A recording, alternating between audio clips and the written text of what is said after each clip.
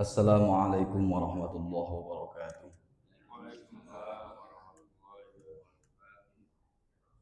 Bismillahirrahmanirrahim. Alhamdulillahirabbil alamin. Wa bihi nasta'inu ala umuri dunya waddin. Wassalatu wassalamu ala asyrafil mursalin sayyidina wa maulana Muhammadin wa ala alihi wa ashabihi wa man tabi'ahum bi ihsanin ila yaumiddin. Amma ba'du. Jamaah Bapak Ibu yang dimuliakan oleh Allah Subhanahu wa taala. Alhamdulillah, pada kesempatan pagi hari ini kita semuanya masih diberikan kesempatan oleh Allah Subhanahu wa taala untuk melaksanakan sholat subuh berjamaah, dan alhamdulillah kita semuanya juga diberikan kesempatan oleh Allah Subhanahu wa taala untuk melanjutkan i'tikaf sambil ngaji bareng untuk mentadabburi dan mempelajari beberapa ayat-ayat Al-Quran, yang pada kesempatan pagi hari ini insya Allah kita akan membahas tentang ayat-ayat yang berkaitan dengan bulan Rajab, dan kebetulan kita sudah memasuki bulan Rajab. Mudah-mudahan Rajab kita ini benar-benar Rajab yang penuh berkah, dan mudah-mudahan Rajab ini mengantarkan kita ke bulan Sya'ban dan juga bulan Ramadan. Amin amin ya rabbal alamin. Bapak Ibu yang dimuliakan oleh Allah Subhanahu wa taala, sebelum kita membahas lebih lanjut tentang bulan Rajab, kita akan mengkaji beberapa tafsir Al-Quran. Kemarin di-share surah Al-Isra saja ya Pak ya. Sebetulnya mungkin saya salah ngasih tahu barangkali. Sebetulnya kalau keutamaan bulan Rajab itu ada di surah At-Taubah. Akan tetapi di dalam bulan Rajab juga ada peristiwa yang tertulis di dalam surah Al-Isra gitu. Jadi insya Allah nanti akan kita bahas satu persatu. Salawat salam mari kita haturkan kepada beliau Nabi Agung Muhammad sallallahu alaihi wasallam, yang selalu kita harapkan syafaatnya nanti di yaumul qiyamah. Mudah-mudahan kita semua yang hadir di sini benar-benar mendapatkan syafaatul uzma dari Rasulullah sallallahu alaihi wasallam nanti di yaumul qiyamah. Bapak Ibu yang dimuliakan oleh Allah Subhanahu wa taala, sebelum kita membahas surah Al-Isra sesuai yang tertulis dalam tema, kita buka surah At-Taubah ayat 36. Di situ Allah Subhanahu wa taala menyebutkan secara jelas bahwa inna 'iddatash syuhuri 'indallahi 12 syahran fi kitabillah, seperti yang dilantunkan Ustadz kita tadi yang menjadi Imam Ustadz Halim, bahwa di sini disebutkan sesungguhnya hitungan bulan indallah menurut Allah Subhanahu wa taala 12 syahran, ada 12 bulan, fi kitabillah, di dalam kitab Allah, yang mana bulan ini diawali dengan Al-Muharram, kemudian berlanjut Safar, kemudian Rabiul Awal, kemudian Rabiul Akhir atau Rabiul Tsani, kemudian Jumadil Ula atau Jumadal Ula, kemudian Jumadal Akhirah, kemudian Rajab, kemudian Sya'ban, kemudian Ramadan, kemudian Syawal, Zulqa'dah, dan Zulhijjah. Insyaallah hafal semua ya Bapak Ibu ya. Masa bulan kita nggak hafal? Ini bulan Islam. ya. Jadi diawali dengan Muharram, Safar, kemudian Rabiul Awal, Rabiul Tsani, Jumadil Ula, Jumadil Tsani, Rajab, Sya'ban, Ramadan, Syawal, Dzulqa'dah, Dzulhijjah. Itu kalau pengen cepat hafal dilakukan ya. Jadi Muharram, Safar, Rabiul Awal, Rabiul Tsani, Jumadil Ula, Jumadil Ukhra atau Jumadil Tsani, kemudian Rajab, Sya'ban, Ramadan, Syawal, Dzulqa'dah, Dzulhijjah. Jadi bulan 12 di tahun Islam itu Dzulhijjah gitu. Nah, kemudian ada bulan-bulan yang dimuliakan oleh Allah Subhanahu wa taala. Yauma khalaqas samawati wal ardh. Ketika Allah menciptakan langit dan bumi. Jadi ketika Allah menciptakan langit, setelah Allah menciptakan langit dan bumi, ini Allah memberikan batasan-batasan waktu. Mulai dari hari ada 7 hari, kemudian bulan ada 12 bulan dalam 1 tahun. Ya. Kemudian minha, di antara 12 bulan ini ada yang nama al-ashhurul hurum, bulan-bulan mulia. Al-hurum dari kata haram. Haram artinya larangan atau halangan. Ketika kita memuliakan sesuatu, pasti kita akan membatasi sesuatu yang kita muliakan. Kita memuliakan istri kita, tidak sembarangan orang bisa berinteraksi dengan istri kita. Kita memuliakan barang-barang istimewa kita, pasti tidak sembarangan orang bisa menyentuh barang-barang istimewa kita. Itu yang dimaksud ashhurul hurum, yang dimaksud haram dari kata yang dilarang menjadi kata yang mulia. Bulan Muharram, bulan-bulan yang dimuliakan oleh Allah Subhanahu wa taala yang jumlahnya 4, ini ada 3 yang berurutan, kemudian ada 1 yang terpisah. Yang pertama Dzulqa'dah, Dzulhijjah, kemudian Muharram.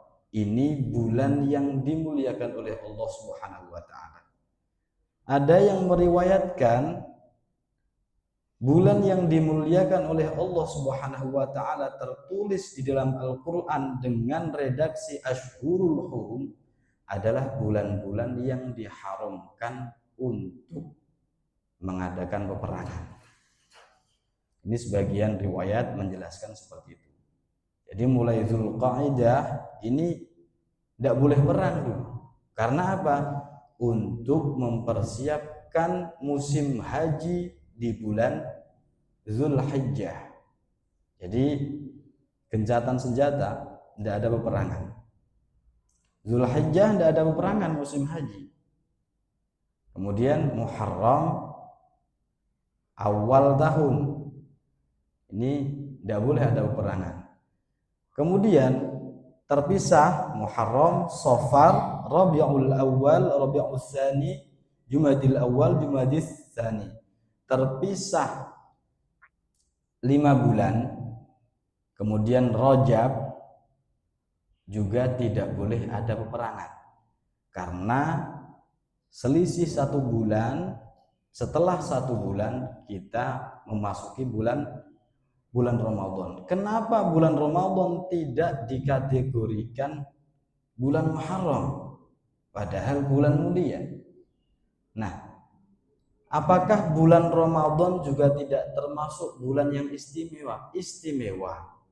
Akan tetapi keistimewaan bulan Ramadan berbeda dengan keistimewaan bulan Zulqa'dah, bulan Zulhijjah, bulan Muharram, dan juga bulan Rajab. Keistimewaan bulan Ramadan melebihi dari keempat bulan itu. Karena di dalam bulan Ramadan, puasa di dalam bulan itu tidak hanya sunnah, akan tetapi wajib. Semua amalan-amalan di bulan Ramadan tidak hanya 10 hari pertamanya, atau 10 hari pertengahnya, atau 10 hari terakhirnya, keseluruhan malam dan siangnya bernilai ibadah, kemuliaan bulan Ramadan. Akan tetapi di Ashhurul Hurum ada beberapa titik-titik hari yang lebih mulia dan lebih utama. Contohnya 10 hari pertama di bulan Zulhijjah itu banyak sekali keutamaan-keutamaan sampai di hari ke-10. Kemudian di bulan Muharram juga banyak sekali keutamaan-keutamaan, baik di awal atau 10 ke atas. Kemudian di bulan Rajab itu hampir keseluruhan Nabi sering berpuasa di bulan Rajab. Nabi Muhammad SAW sering sekali berpuasa. Ini bulan Rajab. Nah, kalau bulan Ramadan tidak hanya sunnah, akan tetapi wajib. Bahkan di bulan Ramadan ini diturunkan Al-Quran. Dan ada yang meriwayatkan setiap bulan Ramadan Al-Quran yang di Lauhul Mahfuz, ya, Al-Quran yang di Lauhul Mahfuz ini diturunkan oleh Allah Subhanahu wa taala Lailah Nuzulul Quran, yaitu di malam Nuzulul Quran. Ada yang mengatakan di Lailatul Qadar. Di Lailatul Qadar, pada waktu malam Lailatul Qadar, ini Al-Quran diturunkan oleh Allah Subhanahu wa taala. Nah, itu banyak riwayat yang menjelaskan.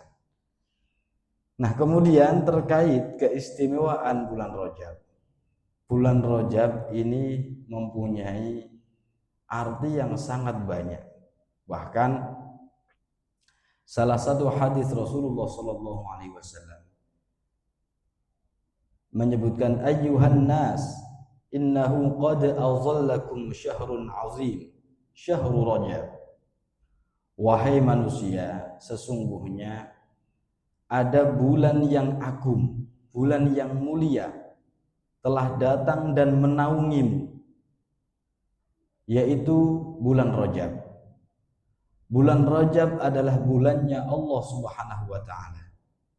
Bahkan di dalam bulan Rajab setiap kebaikan dilipat gandakan. Wa tustajabu fihi da'awat, setiap doa diijabah oleh Allah. Wa yufarraju 'anil kurbat, kemudian setiap kegundahan, kesedihan, kemudian kesumpekan hati ini akan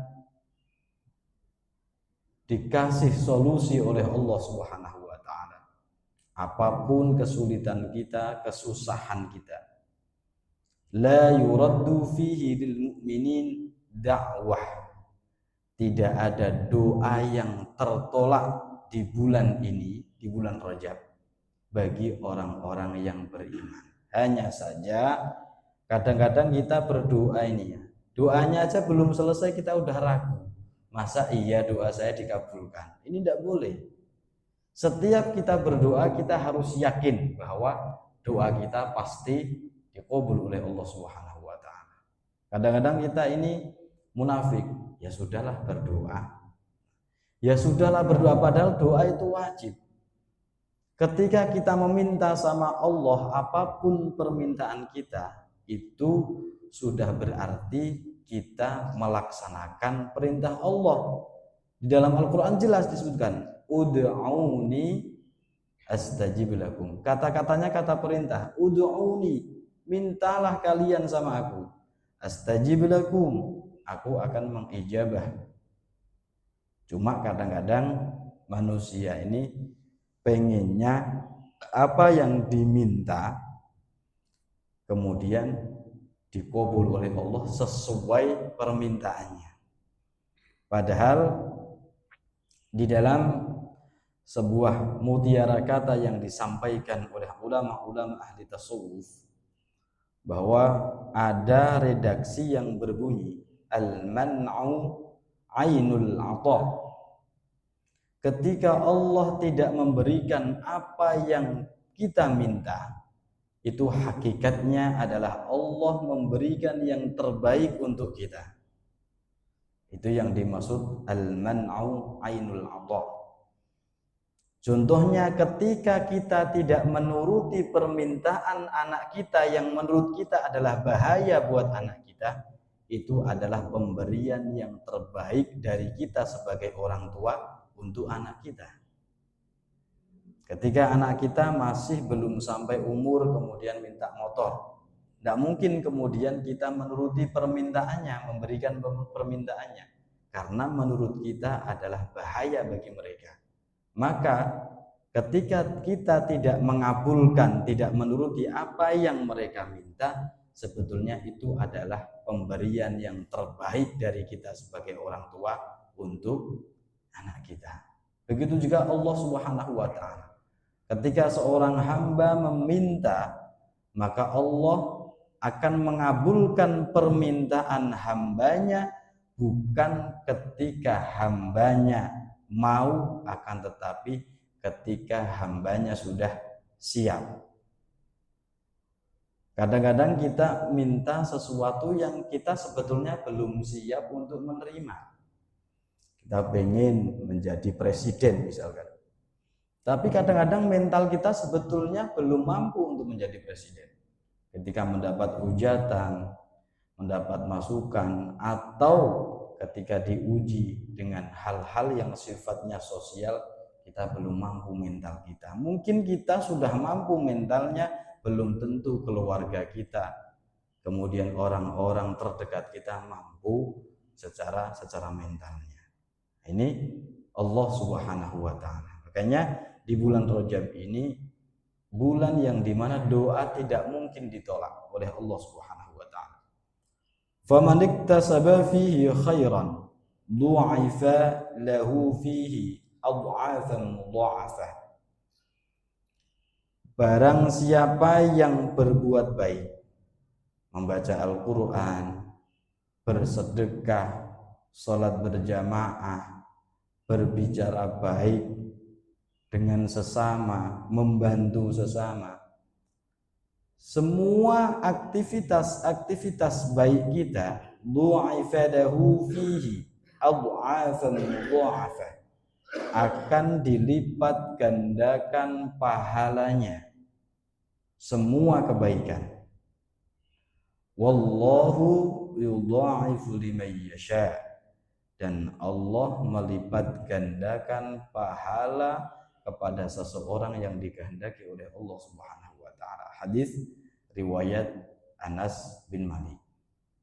Ini keutamaan bulan Rajab. Akan tetapi ada juga kaidah yang disampaikan oleh ulama ahli fikih, fuqaha, mayoritas ulama ahli fikih, ketika waktu ataupun tempat yang dimana ketika kita mengamalkan suatu amalan baik kok dilipat gandakan, maka sebaliknya ketika kita berbuat buruk atau bermaksiat kepada Allah, pasti dosanya juga dilipat gandakan. Berbuat baik, beramal salih di bulan Ramadan dilipat gandakan, bermaksiat juga dilipat gandakan. Baik terkait dengan waktu maupun terkait dengan tempat. Beribadah di masjid dilipat gandakan pahalanya, bermaksiat di masjid dilipat gandakan dosanya. Karena ada dua dosa. Yang pertama maksiat, yang kedua zalim. Beribadah di Masjidil Haram dilipat gandakan pahalanya jauh dibanding masjid selain Masjidil Haram. Berbuat maksiat di Masjidil Haram jauh dilipat gandakan dosanya. Makanya kemarin ada informasi juga, ada yang berusaha bunuh diri di Masjidil Haram. Na'udzubillah. Mudah-mudahan kita dijauhkan dari hal-hal yang buruk oleh Allah Subhanahu wa taala. Loncat dari lantai berapa ya? Lantai 3 ya? Udah bunuh diri nggak jadi mati. Wah, itu menyakitkan ya. Udah dicatat dosa itu ya. Na'udzubillah. Nah, ini Allah Subhanahu wa taala memberikan konsekuensi ibadah ketika pahala dilipat gandakan karena terkait dengan waktu ataupun tempat, maka kita juga harus berhati-hati ketika bermaksiat juga dilipat gandakan dosanya. Mudah-mudahan apa yang menjadi kesalahan-kesalahan kita diampuni oleh Allah Subhanahu wa taala di bulan yang mulia ini. Kemudian Syekh Abdul Qadir Al-Jilani menjelaskan makna bulan Rajab dalam salah satu karyanya. Bulan Rajab ini terdiri dari 3 huruf. Yang pertama ra, yang kedua jim, yang ketiga ba. Terdiri dari 3 huruf. Maka Syekh Abdul Qadir Al-Jilani membuat analisa. Ra berarti rahmatullahi azza wa jal. Bulan Rajab di dalamnya banyak sekali kasih sayang Allah, rahmat Allah. Ra-nya berarti rahmatullah. Wal jim, dan jim berarti judullahi ta'ala. Judullah artinya al-jud adalah kedermawanannya Allah. Allah dermawan, sangat dermawan di bulan Rajab. Dan Allah memang maha dermawan, akan tetapi di bulan Rajab lebih dermawan lagi. Makanya pahala bisa dilipat gandakan. Memang Allah memberi tanpa perhitungan dan tanpa hitung-hitungan. Akan tetapi ketika memasuki bulan Rajab, Allah lebih dermawan lagi. Kemudian walba birrullah. Birrun artinya kebaikan. Birrul walidain, berbuat baik kepada kedua orang tua, berbakti kepada kedua orang tua. Birrullah artinya kebaikan Allah Subhanahu wa taala. Nah, ini apa? Dijelaskan dalam kitab Al-Ghunyah li Talibit Tariqil Haq Azza wa Jal. Nah, halaman 319. Jadi kita angan-angan memang di dalam bulan Rajab banyak sekali rahmat Allah yang turun. Di dalam bulan Rajab banyak sekali kedermawanannya Allah, banyak sekali kebaikan-kebaikannya Allah Subhanahu wa taala. Bahkan mulai dari tanggal 1, malam tanggal 1 bulan Rajab, itu juga malam yang paling diijabah oleh Allah Subhanahu wa taala. Bahkan ada sebuah hadis yang mengatakan bahwa salah satu malam yang paling diijabah oleh Allah adalah malam Idul Fitri, kemudian malam Idul Adha, salah satunya adalah malam tanggal 1 bulan Rajab. Kemudian famin awwali hadha asy-syahri ila akhirih min Allah thalathu ataya lil ibad. Maka Syekh Abdul Qadir menyimpulkan dari kata Rajab, rahmatullah, judullah, birrullah, menyimpulkan bahwa di dalam bulan Rajab Allah memberikan 3 pemberian kepada hambanya.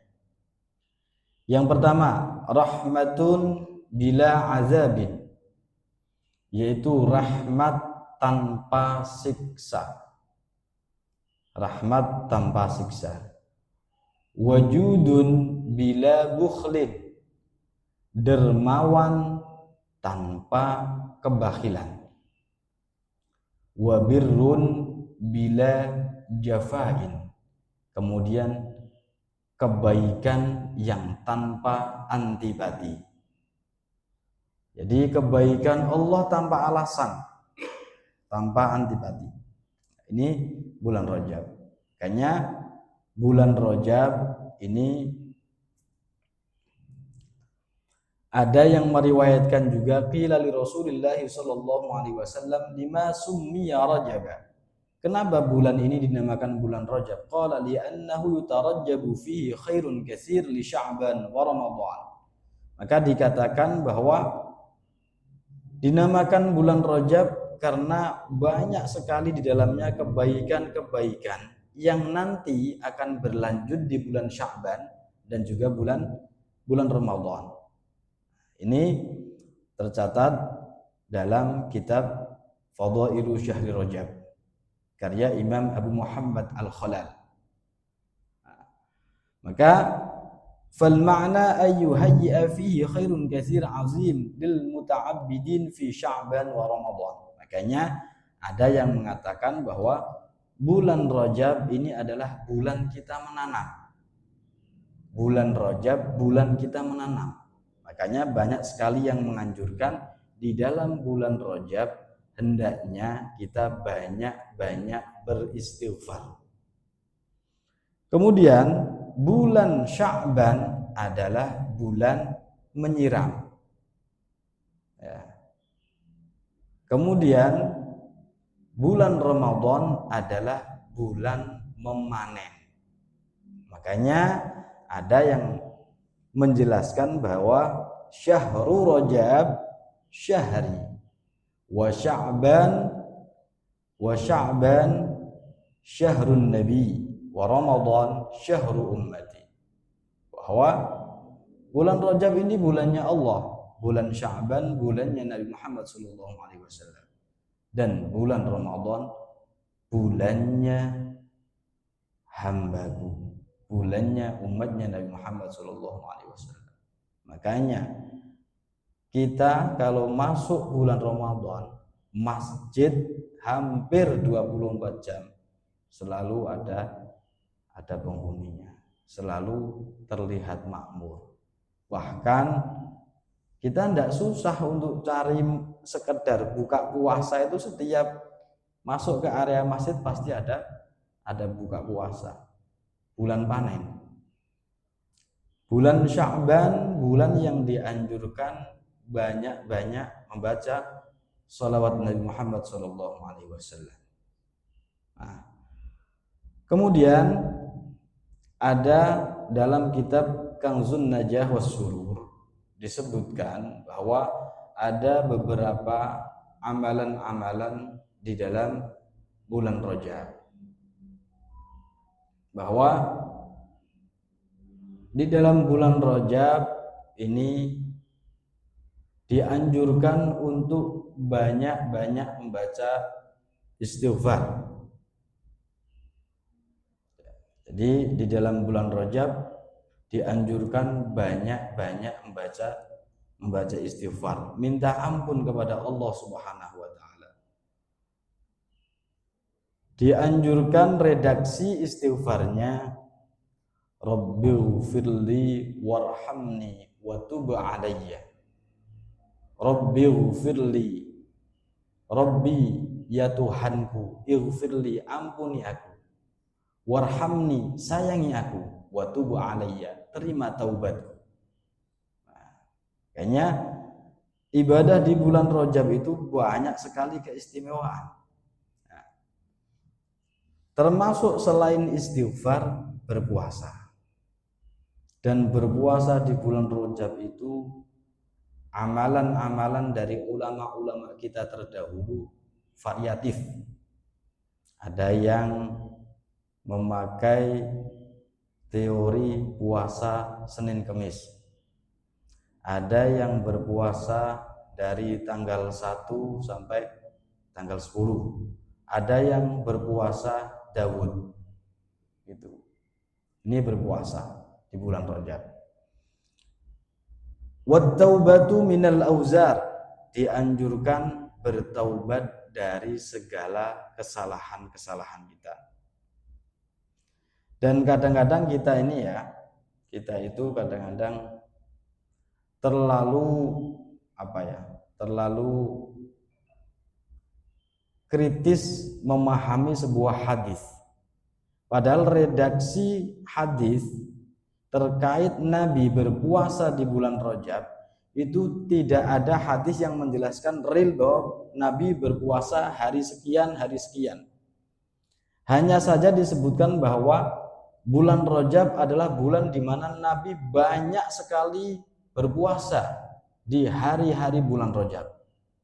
Makanya kita sebagai umatnya harus memahami sebuah hadis dari gramatikal bahasa Arab secara susunannya, secara tarkibnya, sesuai dengan kosakata bahasanya. Kalau memang bulan Rajab Nabi sering berpuasa dan banyak hari yang dipuasai oleh Nabi, harusnya kita bebas memilih.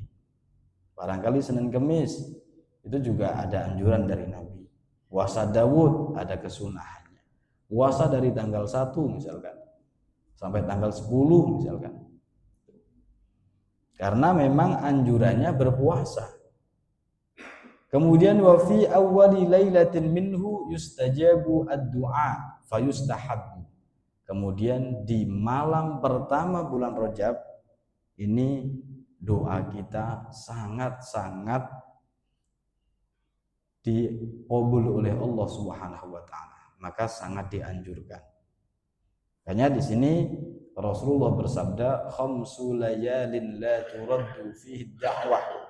Hadis sahih dalam kitab Al-Jami' karya Al-Imam As-Suyuti yang menafsiri Quran bernama Tafsir Jalalain As-Suyuti, mengeluarkan sebuah hadis yang berbunyi khamsu layalin la turaddu fihinna da'wah.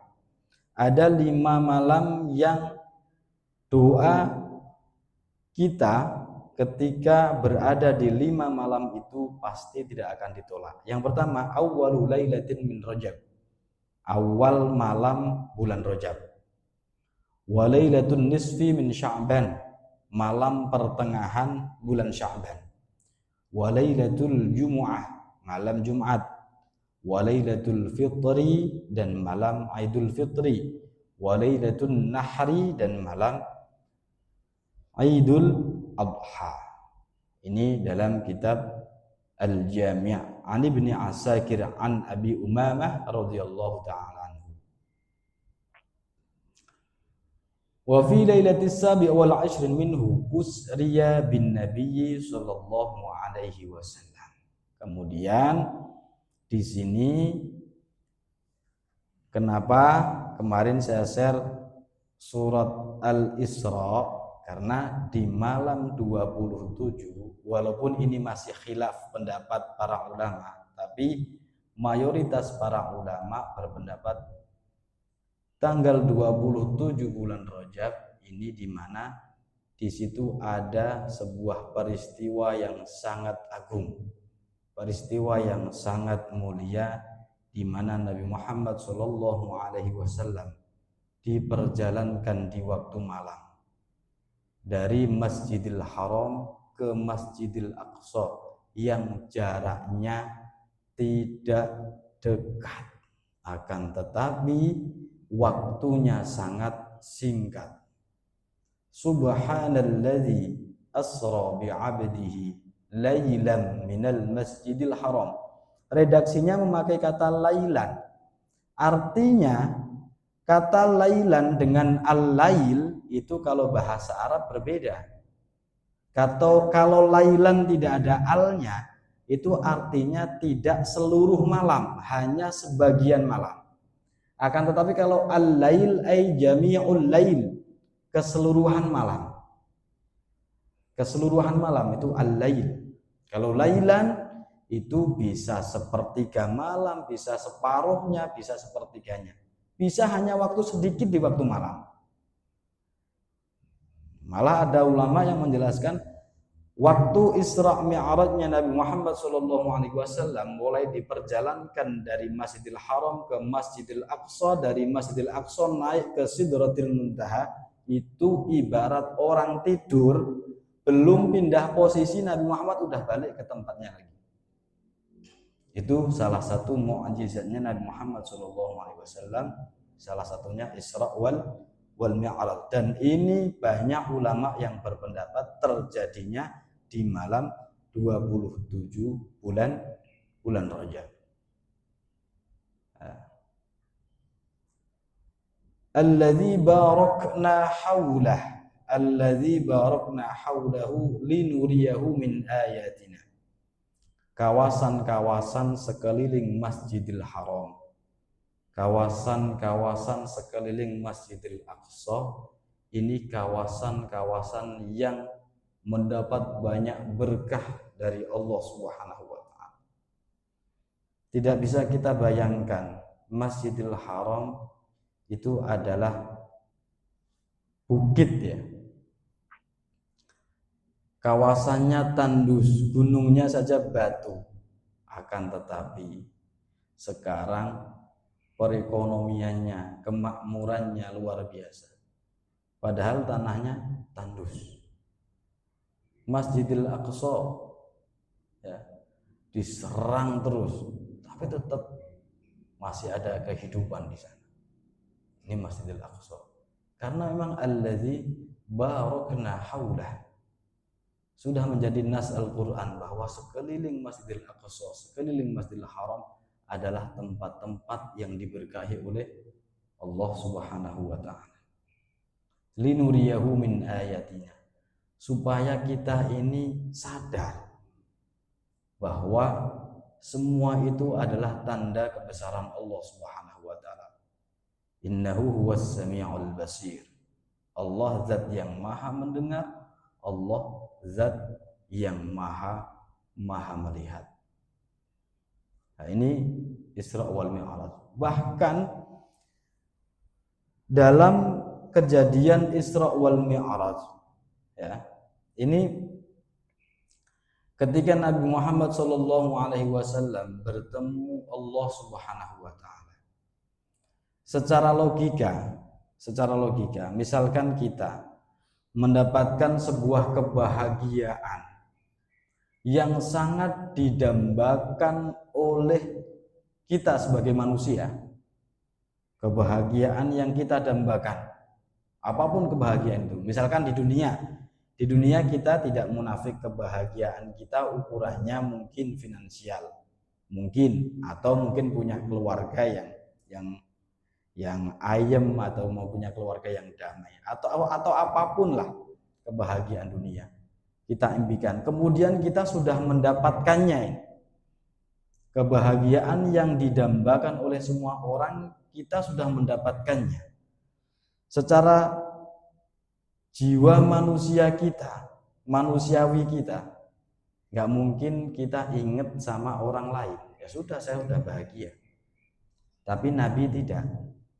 Ketika berjumpa kepada Allah Subhanahu wa taala adalah kenikmatan yang sangat mulia, dan bahkan menjadi kenikmatan yang sangat besar di surga adalah ketika seorang hamba ila rabbiha nazirah, ketika bisa menyaksikan Allah Subhanahu wa taala.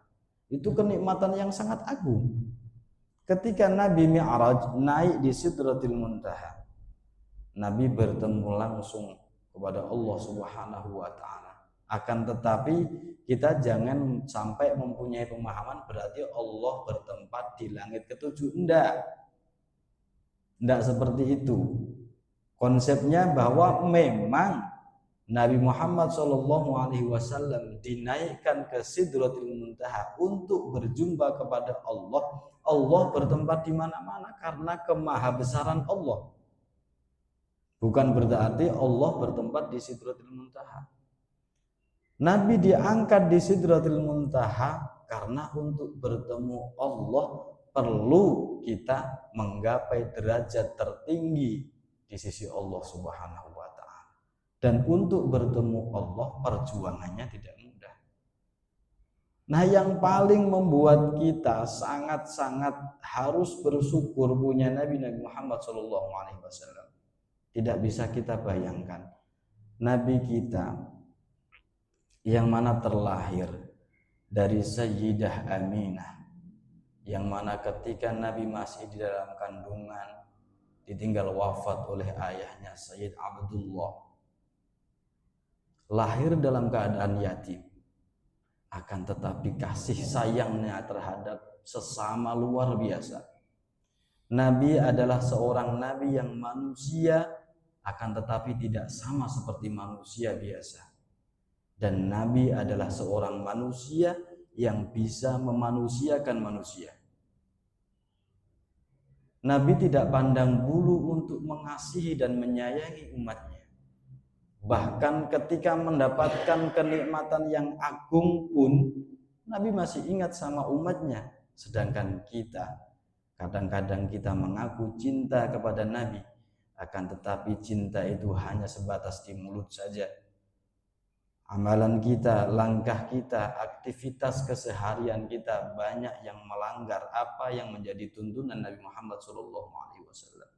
Kita mengaku cinta sunnah, akan tetapi kita suka berselisih paham, pada akhirnya bertikai dan bahkan menjadi penyakit hati di dalam hati kita terhadap sesama kita. Yang mana kita mengaku kiblat kita sama, Tuhan kita sama, Nabi kita sama, akan tetapi cara pandang kita yang berbeda membuat hati kita pada akhirnya saling membenci. Itu sangat-sangat tidak menjadi tuntunan Nabi. Nabi sangat menyayangi kita. Bahkan ketika bertemu kepada Allah Subhanahu wa taala, Allah, "Assalamu alayka ayyuhan nabi." Wahai Nabi, salamku atasmu. Wa rahmatullah, rahmat Allah, wa barakatuh, barakahnya Allah atasmu wahai Nabi. Nabi tidak kemudian diam. Nabi tidak kemudian bangga atas dirinya yang mendapat penghormatan dari Tuhan Allah Subhanahu wa taala. Nabi ingat sama umatnya. Nabi membalas, "Assalamu alayna wa ala ibadillahis salihin." Salam juga atas kami dan atas orang-orang salih yang menjadi umat kami ya Rabb. Kita mendapat doa dari Nabi. Sejauh mana kita mengikuti Nabi? Mungkin kita mengaku bahwa oke, semua yang menjadi tuntunan Nabi akan saya ikuti. Kalau nggak menjadi tuntunan Nabi nggak saya ikuti. Akan tetapi kita anti berilmu dan berguru. Harusnya kita sadar apapun yang sampai di pengetahuan kita adalah melalui guru-guru kita, yang mana pengetahuan itu sampai kepada Rasulullah SAW. Dan semua yang kita pelajari harusnya dari guru kita, dari gurunya sampai ke Rasulullah SAW. Rasulullah menyayangi kita sebagai umatnya, akan tetapi sayang kita, akan tetapi totalitas kita sebagai umatnya belum seberapa dibanding sayangnya Rasulullah SAW kepada kita. Rasulullah menyayangi kita jauh, ribuan tahun jauh sebelum kita dilahirkan, sebelum kita ada di dunia ini, sudah menyayangi kita. Bahkan ketika Rasulullah SAW hijrah dan dilempari batu, jelas-jelas orang yang memusuhi dan menzalimi Rasulullah tidak mau membalas. Bahkan malaikat saja tidak terima. Ya Rasul, kalau memang engkau berkenan, akan aku tenggelamkan penduduk Taif ini. Maka Rasulullah cara pandangnya tidak memakai cara pandang manusia. cara pandangannya memakai pandangan kenabian, pandangan nubuwah. Oh jangan sampai engkau bunuh penduduk Taif ini walaupun sudah menzalimiku. Bahkan Rasulullah malah berdoa, Allahumma hdi qaumi fa innahum la ya'lamun. Ya Rabb, berikanlah hidayah kepada kaumku karena mereka belum tahu. Kalaupun misalkan mereka belum mendapat hidayah, maka jangan-jangan keturunannya yang mendapat hidayah. Terjawab doa Rasulullah SAW. Anaknya Abu Jahal, anaknya orang-orang yang dulu tidak beriman kepada Rasulullah, banyak sekali yang menjadi sahabat Nabi Muhammad SAW. Ini Rasulullah SAW, dan itu perjuangan berawal dari Isra wal Mi'raj. Dan Isra Mi'raj ini banyak sekali membuat perubahan. Dan hendaknya kita memahami Isra Mi'raj bukan hanya sebatas sebuah cerita ketika Nabi diperjalankan di malam hari dari Masjidil Haram menuju Masjidil Aqsa, dari Masjidil Aqsa menuju Sidratul Muntaha. Akan tetapi kita harus ingat esensi Isra Mi'raj adalah di mana Nabi menjemput tugas yang mulia untuk Nabi dan umatnya, yaitu sholat 5 waktu. Kadang-kadang kita sebagai manusia ini mau meneliti hal-hal yang ada di sekeliling kita yang sifatnya baru. Akan tetapi kalau sudah menjadi rutinitas atau hal-hal yang di sekeliling kita adalah hal yang sudah lama, ini jarang sekali kita koreksi.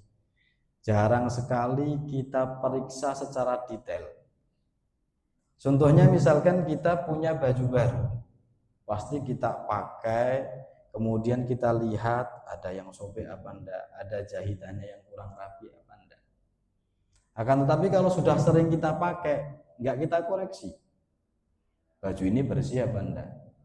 Nah, hendaknya sholat kita setiap hari harus kita koreksi seperti halnya kita memakai pakaian baru, walaupun sholat kita adalah sifatnya rutinitas setiap hari.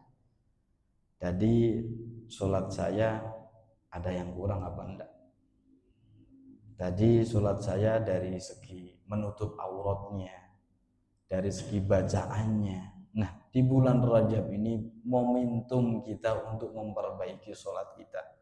Dan sebagai umatnya Nabi Muhammad SAW, hendaknya kita punya progres setiap tahun. Misalkan tahun lalu kita sudah banyak sekali menghafal doa-doa yang menjadi rukun sholat, kemudian doa-doa yang menjadi kesunahan-kesunahan di dalam sholat. Hendaknya sekarang sudah mulai memahami arti-arti doa di dalam sholat. Kemudian nanti tahun depan punya progres lagi, hendaknya sudah bisa menjiwai bahwa sholat bukan sekedar kewajiban, akan tetapi kebutuhan bagi kita. Kemudian naik lagi, progres lagi, bahwa sholat adalah sebuah istirahat bagi kita. Karena Nabi pernah bersabda, ketika masuk waktu sholat, Nabi memanggil Bilal, ya Bilal, arihni ya Bilal.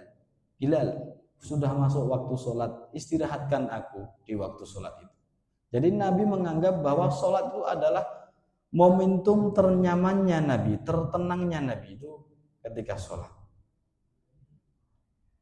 Contohnya misalkan yang sudah banyak lancar menghafal doa-doa sholat, mulai dari niatnya, kita harus mengangan-angan usolli fardhus subhi, aku sholat fardu subuh, rakaataini 2 rakaat mustaqbilal qiblah dengan menghadap kiblat.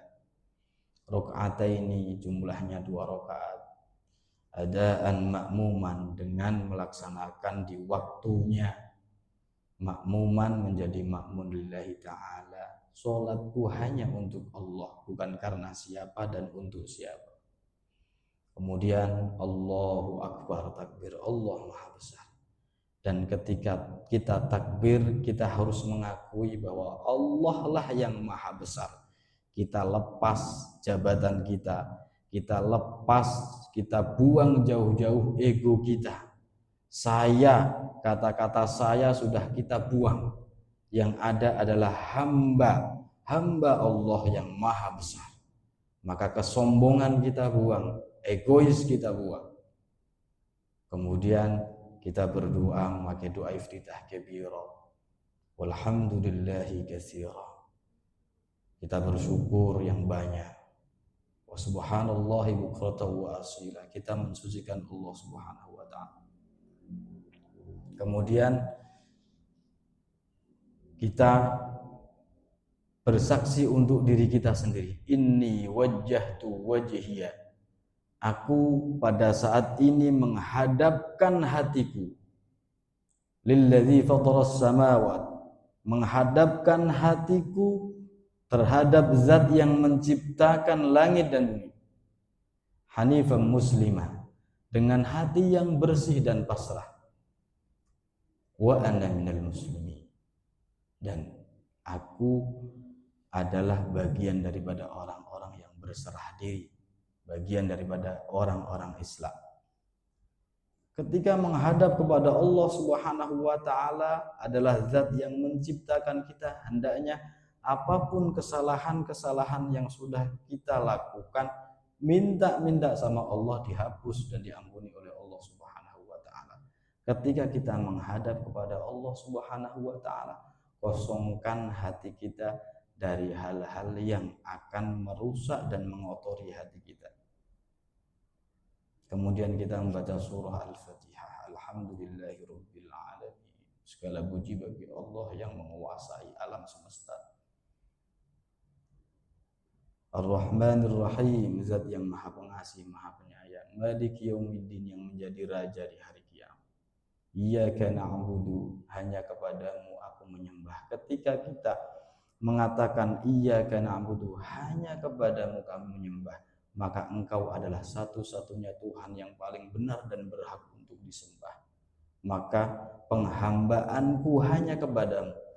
Maka kepadamu hamba meminta maaf dan memohon ampun kalau selama ini hamba masih dihambakan oleh dunia, masih diperbudak oleh hal-hal yang selain engkau ampuni dan hapuskan. Wa iyyaka nasta'in, dan hanya kepadamu kami meminta maaf, meminta pertolongan. Dan pada saat itu hati kita harus meminta ampun kepada Allah. Pada kemarin-kemarin hamba masih sering meminta tolong terhadap selain engkau, wahai Allah. Kami masih percaya bahwa penolong-penolongnya selain engkau itu ada, padahal hakikatnya penolong yang paling maha menolong adalah engkau. Ihdinas siratal mustaqim. Setelah kita mengakui bahwa hanya kepada Allah kita menyembah, hanya kepada Allah kita minta pertolongan, maka kita kemudian meminta petunjuk. Ihdinas siratal mustaqim, tunjukkanlah kami jalan yang lurus. Jalan yang lurus itu jalannya siapa? Siratal ladzina an'amta alaihim, yaitu jalannya orang-orang yang telah engkau beri nikmat. Siapa orang-orang yang sudah diberi nikmat oleh Allah? Minan nabiyyin, para nabi, was-siddiqin, orang-orang jujur, was-salihin, orang-orang saleh, wasyuhada, orang-orang yang mati syahid. Kemudian ghairil maghdubi alaihim waladdallin, jangan engkau tunjukkan kami, jangan engkau arahkan kami kepada jalannya orang-orang yang engkau murkai dan orang-orang yang sesat jalannya. Ini ketika kita mentadabburi atau mengangan-angan arti daripada doa-doa di dalam sholat, insya Allah hal-hal yang meragukan kita, yang menjadi was-was kita di dalam sholat, insya Allah akan hilang. Ketika kita takbir menuju ke ruku, Allahu Akbar, kita mensucikan Allah. Subhana rabbiyal azim wa bihamdi, maha suci Allah yang maha agung, wa bihamdi, dan dengan memuji Allah. Kemudian kita bangun untuk ini, Rabbana walakal hamd, ya Tuhan kami, walakal hamdu, dan segala puji bagimu. atau yang paling sempurna, Rabbana lakal hamdu mil'us samawati wa mil'ul ardi wa mil'u ma syi'ta min syai'in ba'd. Rabbana, wahai Tuhan kami, lakal hamdu, untukmu segala puji, mil'us samawati, yang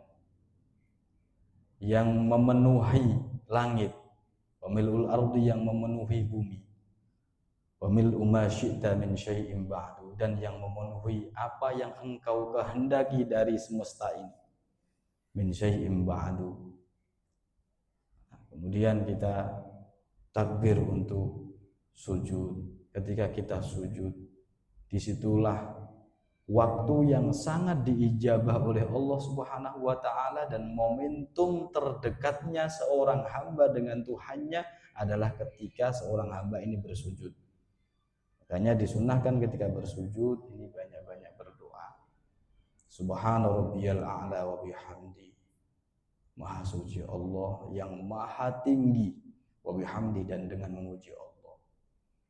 Duduk di antara dua sujud, Rabbighfirli, ya Tuhanku, ampuni aku, warhamni, rahmati aku, wajiburni, tambal segala kekurangan dan kesalahanku, warfa'ni, angkatlah derajatku, warfa'ni warzuqni, berilah aku pemberian atau rezeki, wahdini, kemudian tunjukkanlah aku, wa'afini wa'fu anni, berilah aku kesehatan, afiyah, wa'fu anni, hapuskan segala kesalahan-kesalahanku.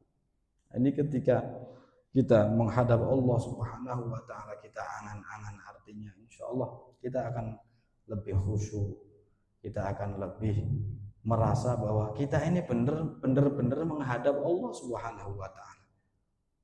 Dan kalau memang imajinasi kita belum bisa bahwa kita ini benar-benar berhadapan dengan Tuhan kita, hendaknya kita yakin dalam hati kita bahwa kita sedang diawasi oleh Allah Subhanahu wa ta'ala. Hendaknya kita malu kalau hati kita kotor, hati kita masih ada kebencian, hati kita masih ada hasud. Ini oleh-oleh dari Nabi kita Muhammad SAW ketika Isra wal Mi'raj, dan itu banyak ulama yang berpendapat terjadinya di malam 27 Rajab. Jadi bulan Rajab bulan yang sangat-sangat mulia, banyak sekali keistimewaan-keistimewaan di dalamnya. Gitu. Mungkin karena sudah syuruk Pak ya. Barangkali ada tambahan atau masukan atau pertanyaan dari Bapak-bapak atau Ibu-ibu, silakan.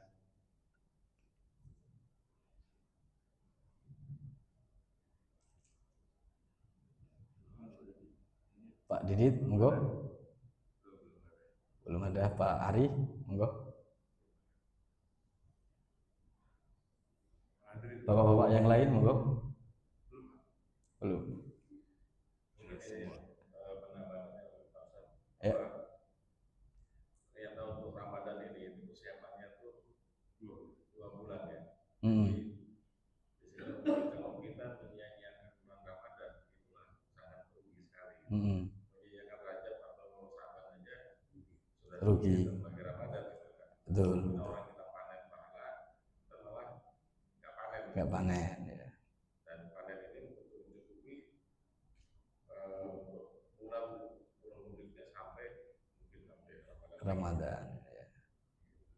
Baik, ya begitu. Jadi tambahan dari Pak Ari bahwa memang bulan Rajab, bulan Syaban ini sebuah permulaan, istilahnya pemanasan kita untuk memasuki bulan Ramadan yang nantinya kalau kita sudah persiapkan di bulan Rajab, bulan Syaban, insya Allah panen kita di bulan Ramadan akan sempurna, yang mana hasil panen di bulan Ramadan nanti bisa buat tabungan kita sampai Ramadan di tahun yang akan datang. Begitu. Ibu-ibu, kayaknya kok anteng-anteng aja ini. Barangkali ada pertanyaan?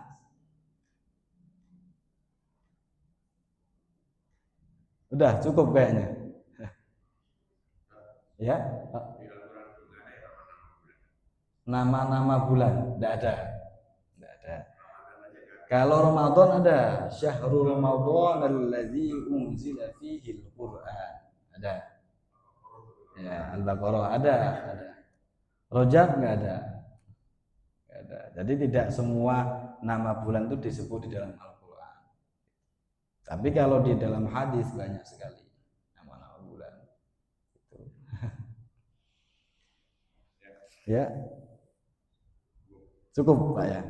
Alhamdulillah sudah cukup. Alhamdulillah, mudah-mudahan pengajian kita pada pagi hari ini mendapat berkah dari Allah Subhanahu wa taala dan diridhoi oleh Allah Subhanahu wa taala, dan mudah-mudahan di bulan Rajab ini sebagai bulan pembuka kebaikan kita, dan mudah-mudahan sampai akhir hayat kita mudah-mudahan diberikan kebaikan oleh Allah Subhanahu wa taala, sehingga kita benar-benar menjadi hamba yang mempunyai predikat husnul khatimah. Amin amin ya rabbal alamin.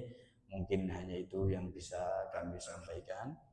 Kalau nggak salah, kalau mengusulkan selain kita belajar ngaji tafsir ini, oh ya, ada kitab namanya Nasaihul Ibad, itu karya Asy-Syaikh Nawawi. Di situ secara namanya nasaih artinya nasihat, al-ibad artinya hamba, nasihat bagi hamba. Itu kitab membahas tentang tazkiyatun nufus, yaitu membersihkan hati. Itu kalau misalkan sekali-kali mau kita bahas, insya Allah kami sampaikan di pertemuan yang akan datang. Siap, insya Allah. Itu ya. Ya, nanti saya WA, dan itu babnya banyak Pak. Kita nanti Bapak misalkan saya kasih rekomendasi minggu ini mau bahas tentang apa gitu. Jadi tidak monoton. Ya. Boleh ya, Ibu ya. Gitu, ibu-ibu. Diselingi kitab Nasaihul Ibad mengenai membersihkan hati. Ya, nasihat untuk hamba. Gitu. Kalau berkenan, insya Allah nanti kita kasih. Pak Ketua.